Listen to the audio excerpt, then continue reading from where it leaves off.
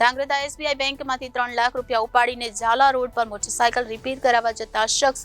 રૂપિયા ભરેલી થેલી બાજુના ઓટલા પર મૂકતા અજાણ્યો શખ્સ 3 લાખ રૂપિયા ભરેલી થેલી નજર ચૂકવીને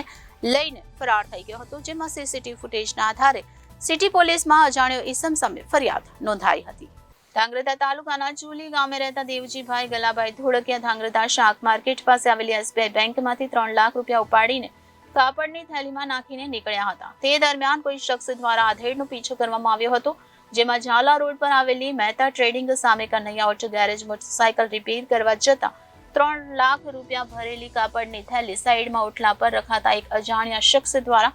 નજર ચૂકવીને થેલી લઈને ભાગી છૂટ્યો હતો, જેમાં આસપાસ તપાસ કરતા થેલી ન મળતા ઝાલા રોડ પર આવેલી દુકાનોના સીસીટીવી ચેક કરાયા હતા, જેમાં કોઈ શખ્સ 3 લાખ રૂપિયા ભરેલી થેલી લઈને ભાગતો જોવા મળ્યો હતો. આથી ધાંગધ્રા સિટી પોલીસમાં અજાણ્યા શખ્સ સામે દેવજીભાઈ ધોળકિયા દ્વારા ફરિયાદ નોંધાવતા સીસીટીવી ફૂટેજના આધારે ધાંગધ્રા સિટી પોલીસે વધુ તપાસ હાથ ધરી છે. Bureau report Janadesh news, Surendranagar.